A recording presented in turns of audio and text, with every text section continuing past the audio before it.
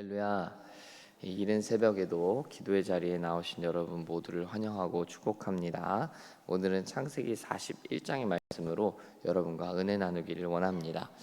우리 어제 본문에서 요셉이 감옥에서 만난 두 사람의 꿈을 이제 요셉이 해몽해 줬고 또 해몽한 대로 그 현실이 되죠.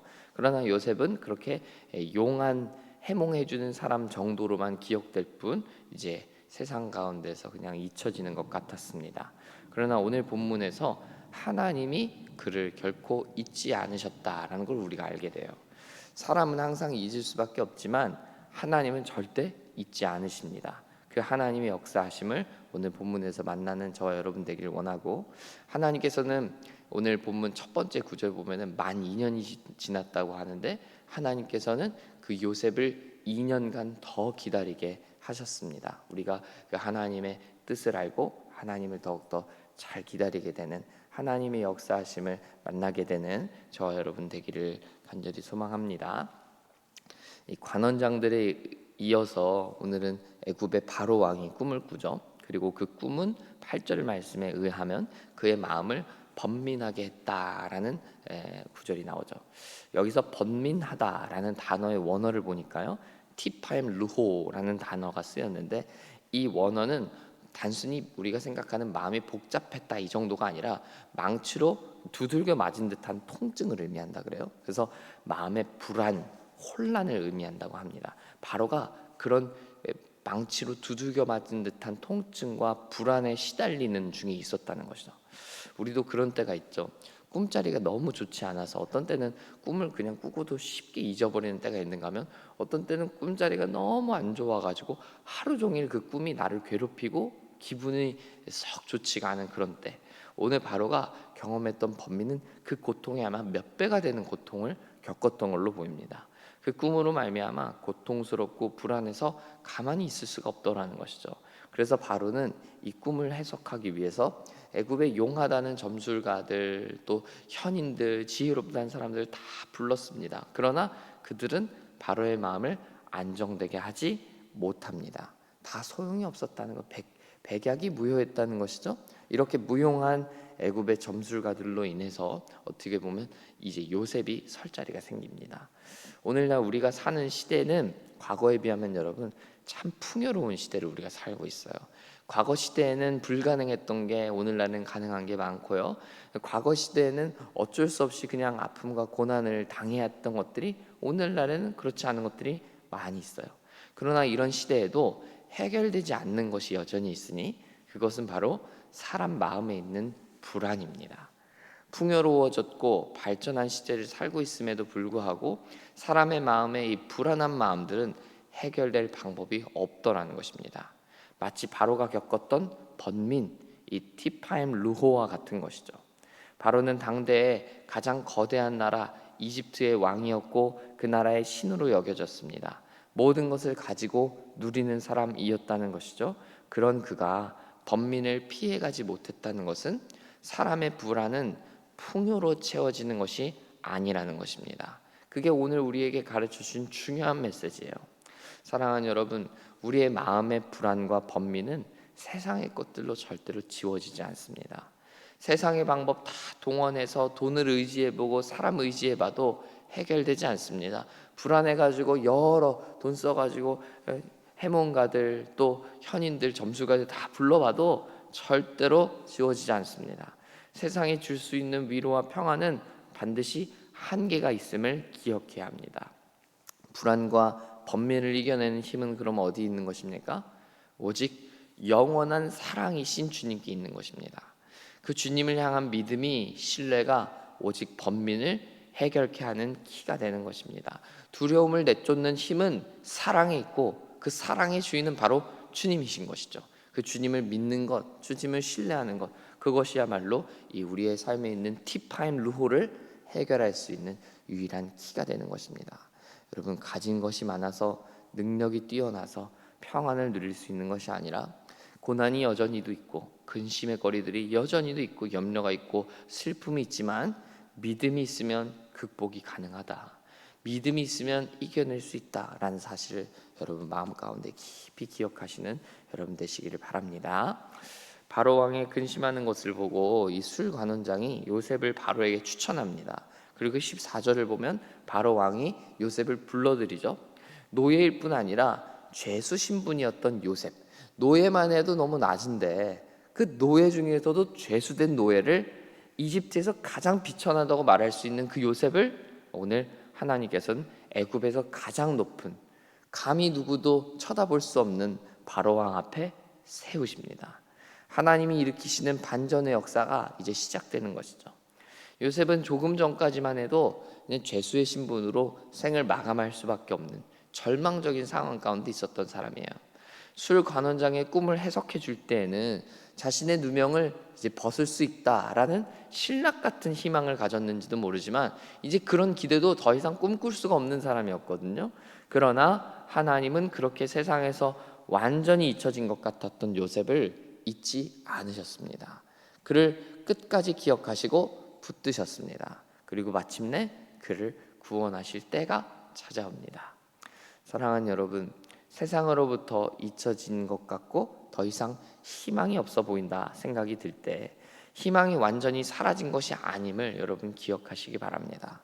하나님이 우리를 기억하시면, 하나님이 우리를 잊지 않고 쓰시면 우리의 인생에는 영원한 희망과 소망이 있는 것입니다. 특별히 오늘 우리의 삶에도 희망과 소망이 있는 이유가 무엇입니까? 저와 여러분이 대단하고 뛰어난 무언가를 갖추어서가 아닙니다.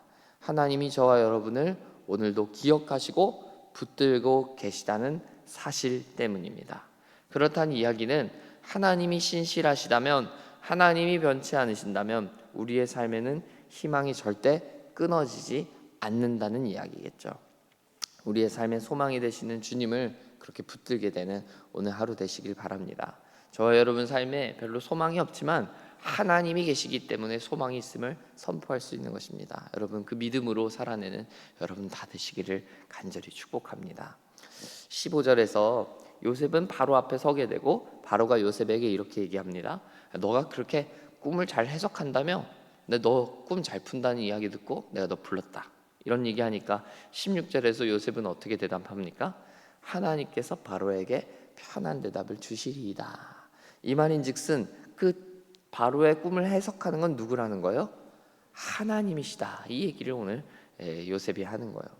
이는 감옥에서 술관원장의 꿈을 해석할 때도 그가 한결같이 가졌던 믿음이에요. 제가 지난번 설교 때 자세하게 다루지 않았지만 요셉은 사실 지난번에도 똑같은 얘기를 하거든요. 저는 오늘 본문을 묵상하면서 내가 요셉이었다면 하는 상상을 좀 해봤어요. 요셉이 바로 앞에 서게 되었을 때 그 마음이 얼마나 떨렸을까요? 꿈 이야기를 듣기는 들었는데 해석하지 못한다면, 만에 하나 실수라도 한다면, 아니면 내가 해석은 잘 했는데 그게 바로의 심기를 불편하게 한다면, 여러분 이거 정말 큰일이지 않습니까? 바로 앞에 서게 되는 게 기회일 수 있지만 사형 선고를 어찌 보면 앞당기는 일이 될 수도 있는 거 아니겠어요? 이런 상황에도 오늘 요셉은 당당하고 담대하게 바로 앞에 서는 것을 봅니다. 꿈의 해석은 하나님께 있노라. 하나님이 꿈을 주신 분이구나. 이 이야기를 여러분 오늘 사실 생각해 보면 바로가 어떤 사람입니까? 이방 나라 왕일 뿐만 아니라 이방 나라 신이에요. 바로는 그 당시에 애굽의 신이란 말이죠. 그 이방 신 앞에서 오늘 이 요셉은 하나님이 꿈을 주셨다. 하나님이 당신의 꿈을 해석하게 하실 것이다. 이 이야기를 하고 있는 거예요, 여러분.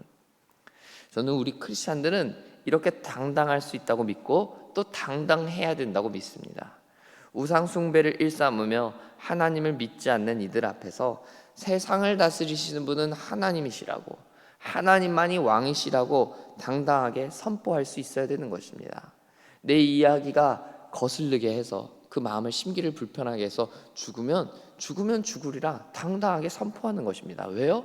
하나님이 가르쳐 주신 게 그것이니까.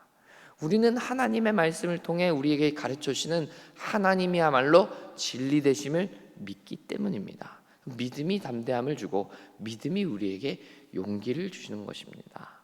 요셉은 처음부터 끝까지 그 믿음으로 살았던 거예요. 믿음으로 기다렸고 믿음으로 오늘 바로 앞에 서서 담대하게 선포하는 것을 봅니다.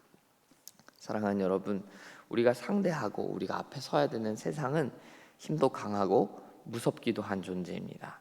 저보다 여러분 더 많은 인생을 오래 사셨으니까 세상이 얼마나 무서운지 차가운 것인지 너무나 잘 아시리라 생각됩니다. 그러나 여러분, 그런 무서운 세상 가운데서도 우리가 정말 신뢰하고 의지해야 될 분, 우리에게 용기를 주시는 분은 누구십니까? 오직 주님이시라는 거예요. 주님이 우리와 함께 하시면 우리는 어떠한 상황에도 담대할 수 있다는 것입니다. 이건 참으로 놀라운 이야기가 아닐 수가 없습니다. 모두가 두려워하며 불안해하며 살 수밖에 없는 세상을 우리는 담대히 살고 용감하게 살 수 있다는 것입니다. 오직 믿음으로 말미암아 그렇습니다. 오늘 이 아침에 그러므로 저는 우리 모두가 주님을 믿는 이 믿음을 구하는 이 아침 되기를 원합니다. 믿음이 우리에게 용기를 주고 믿음이 우리에게 불안과 고난도 내어 쫓을 것입니다. 이기게 할 것입니다. 그러므로 우리가 다른 어떤 것보다도 하나님을 향한 신뢰를 구하는 것이 우리의 삶의 가장 최고의 복임을 기억해야 되겠습니다.